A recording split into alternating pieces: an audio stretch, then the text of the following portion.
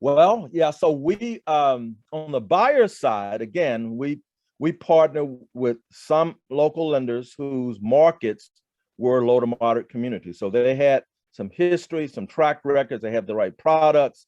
So we partnered with them to have capacity. So we would have what would be called financial literacy trainings. We work with national intermediaries um, to provide kind of tested curriculum. So every Saturday, and I think we had a Saturday and a weekday evening where we would have classes. And they weren't just classes without intent. These were classes aimed to put people in houses. So the home ownership was the incentive, and they were able to work with people's credit. We're able to help people get savings accounts.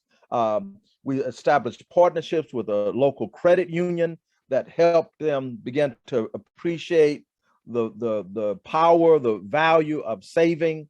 We work not only with potential buyers and the families, we also work with with teenagers, helping them appreciate those kind of habits early on. So that was an ongoing service that we did, and the classes were open to the general public.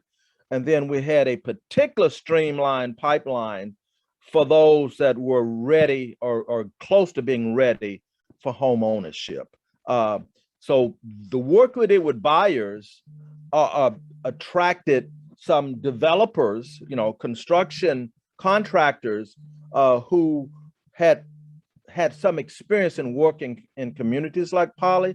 So they worked with us because we could bring in the buyers.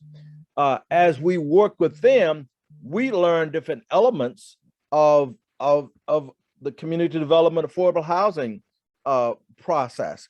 We hired a construction manager on staff that could increasingly not only oversee some subcontractors, but actually we had one of the oh my goodness, I can't think of the name of it now, but the HUD program where we targeted young adults that were out of school, and we brought them in, and half the time was their education piece, getting them back on track. The other time they were working with our construction industry, helping with the housing development. They were learning a trade.